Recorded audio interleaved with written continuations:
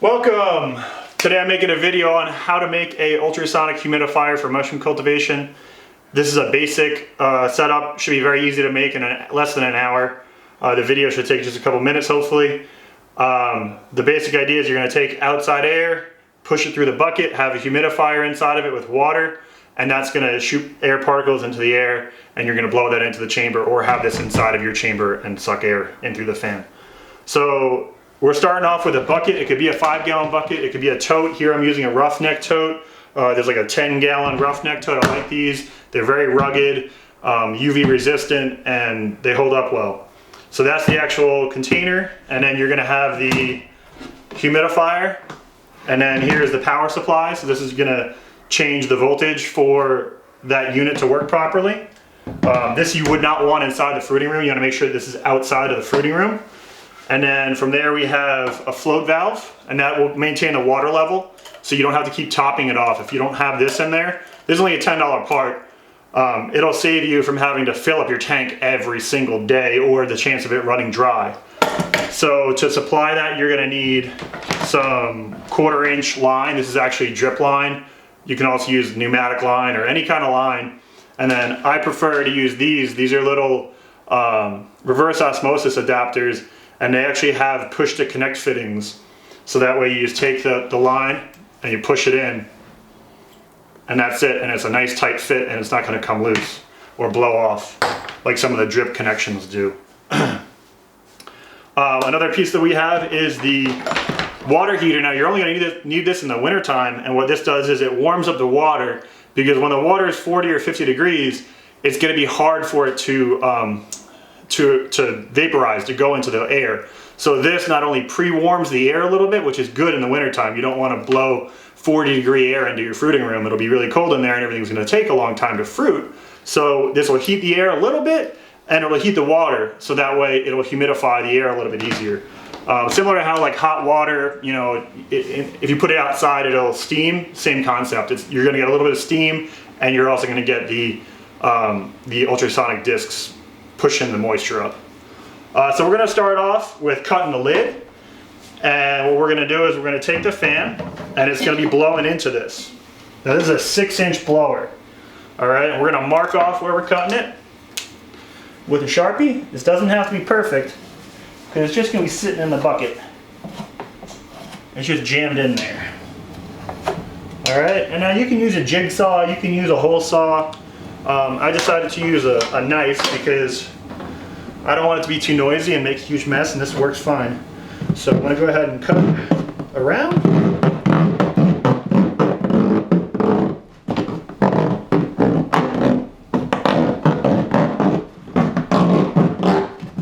And then I'm also going to make little notches for the power lines to go through also. So I'm going to run the power lines through right here. So it's going to be 2 power lines. There'll be one for the heater and one for the ultrasonic. So I'm going to make a little notch back here for those to run through, so it won't get in the way when the fan goes in.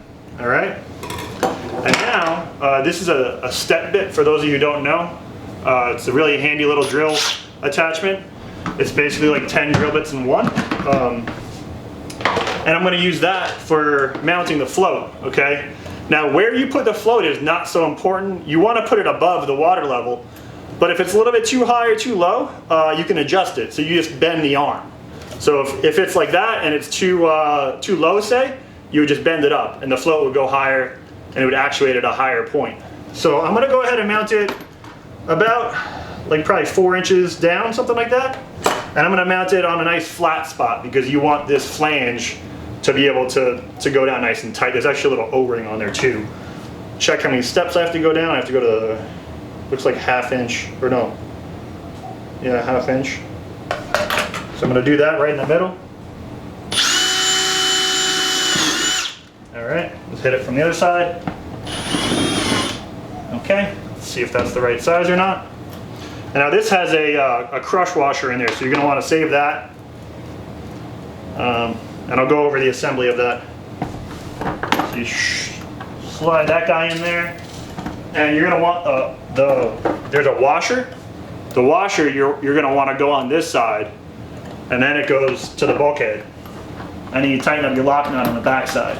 All right, grab a wrench, snug it down, we're good.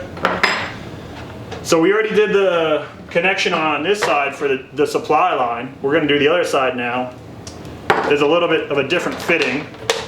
It's a crush fitting, so you're gonna slide on your nut first, and then you're gonna slide on your crush sleeve. Okay, and it's just a little brass sleeve that crushes. So this is a one-time gig. Once you tighten it down, if it's not right, you gotta cut it and buy a new crush piece. So we're gonna just shove it in there. We're gonna put in that little hole right there, and then tighten it down. And that's pretty much it for that. Now our water supply is hooked up. A lot of times I hear mushroom growers saying like, oh my gosh, I'm filling up my bucket every day, or I gotta fill it up every 2 days. And it's like, how long did that just take to hook up a float valve? It took, I don't know, 2 minutes. And how many hours are you gonna save in the long run? So I highly, highly, highly recommend a float valve, no matter what kind of, if you're doing a tanked humidifier setup, get a float valve. So now the float valve's hooked up, we can actually go ahead and get the water going for that because it's gonna take a little bit of time. It might make a little bit of a mess. Let me actually put the lid on it because it's gonna shoot out at first. So this just hooks up to a garden hose fitting. So if you have a water spigot, it would just go to that. All right. There it goes. Okay, let that fill up. So then from there, we got to do a hole for the outlet. So I'm just going to use this 4-inch pipe. It could probably use 2 of them, so I'm going to put this one off-centered in case I want to put another one over here later if I want to have one pointing one way, one pointing another, one pointing up, one pointing down, or whatever. So I'm going to go ahead and mark that off.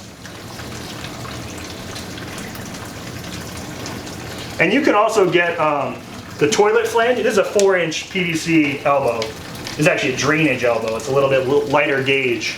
It's not even Schedule 40. It's just really thin wall for drainage. But you can get, they're called like toilet flanges, I think, or the flanges that go on your toilet. And they come in 4-inch, I want to say, and then you can have it to where, like let's say if you want to do a long pole that goes up that blows your humid air in up at the top, you could have a flange that bolts down to this so it won't move, and then have this at the top, or maybe a T in the middle too, or however you want to do it. I'm just doing it simple, just a nice little elbow.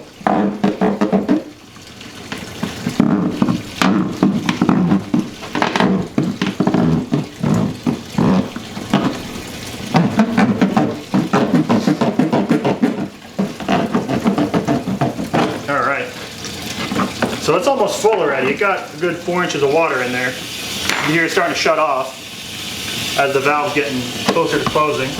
And I cut it a little bit too big, but that's fine. I can always get that flange I was talking about. All right, this is just for demonstration purposes anyways. So now I need to hook up put this guy in here. All right, so I'm gonna run it through here, okay? And you just want to make sure that this part, there's actually a little sensor in here.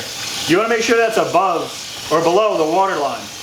Because if the water gets below that, it'll shut off the disc. It's like a fail-safe. So right now we're at where it's about a 1/2 inch. I can actually bend this down a little bit. So I can bend this down and make the float valve shut off at that height if it's a good height. Come on. Okay, so now the float valve is shut off. We got our power line in here. And then we got the hot water heater. So we're gonna set this at like 80 degrees, 85 degrees. All right, and it got little suction cups. So it'll hold itself in place and just push that down to the bottom. And that's it. Now this will definitely shorten the life of the hot water heater will definitely shorten the life of the discs a little bit, but it increases their performance big time. The one downside of the discs are you have to constantly maintain them. Every couple months you got to replace them because they slowly degrade. House of Hydro, they supply you with like a starter pack of replacement discs, but you're going to be buying more at least once a year. You'll notice that it'll slowly degrade over time. What happens is the discs are vibrating like very ultrasonic, very fast, and they just fall apart. So I think the average life is like 100,000 hours, but check the specs when you buy one. So yeah, so from here we're gonna plug the fan into a speed controller, and that just helps with if you're, like, let's say this is a 6-inch fan and you only have 100 square foot fruiting room. This would be overkill, but what you can do is put it at half speed, and the fan will be nice and quiet. It wouldn't be so loud. So then you're not, what is going on here? There's a leak. I think there's a leak. It's not as loud, so it doesn't bug you as much. So we're gonna go ahead and plug this in. Turn off the power strip. And then we're gonna plug in the ultrasonic, all right? Okay. Put our little elbow there. Oh. And of course I cut the hole too big, so it doesn't want to stay. But we'll turn it on and see how it works.